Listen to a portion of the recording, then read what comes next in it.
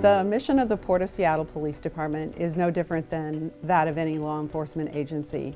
We provide professional law enforcement services, protect the rights of individuals, prevent crime. And we do that through partnerships. We use mechanical options like robotics. We have officers on dive teams, boat teams, bicycle units, Segway units. We operate in drug task forces with the JTTF, the Joint Terrorism Task Force. We leverage every partnership we can find in the area. What's important about our specialty units is that they're all members of a regional asset, and it gives them a better propensity to work with our other partners. Here at the airport, we have all sorts of federal, state, and local partners, and by having a mindset of already willing to work together and a teamwork attitude, our special teams thrive in that atmosphere. And so that's so critical at a piece of infrastructure this size and this important to the region. We establish partnerships with a variety of other agencies that operate in our jurisdiction.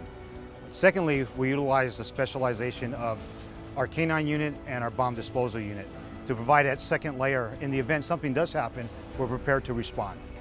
The Marine unit's responsibility is protection of critical infrastructure and assets on the water, whether that be cargo ships coming in from foreign ports or a number of cruise ships coming in from Alaska and taking tourists up to Alaska.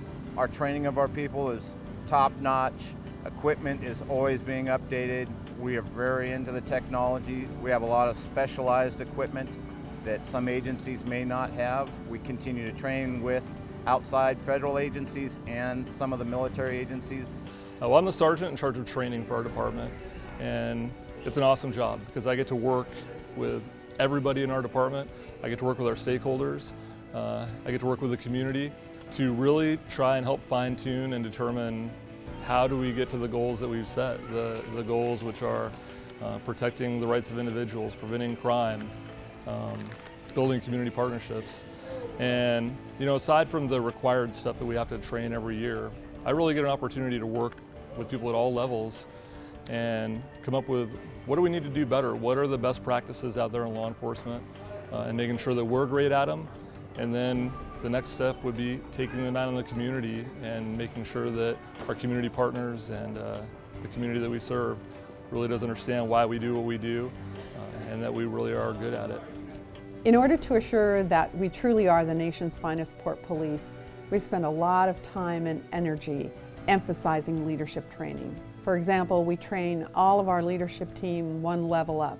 So everyone goes to training that is one level up from the assignment that they're actually in. And that's in case they have to respond one level up, as happens sometimes, or building depth on the bench so that we have easy transitions for turnover and people are prepared for advancement. That assists with job satisfaction, makes us an attractive place to work, and makes for an efficient operation.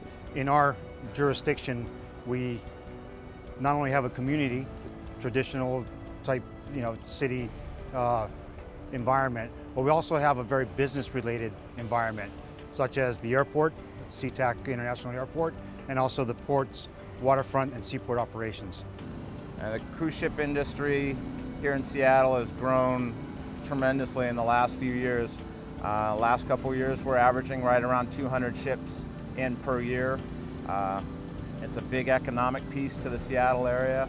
Each ship brings in typically about $1 million into the local economy. When my peers, other police chiefs, ask me about the Port of Seattle Police Department, I tell them my detective's caseload looks pretty much like your detective's caseload. It is a law enforcement agency like others, and then some. We do all of the things that a traditional law enforcement agency does, and more.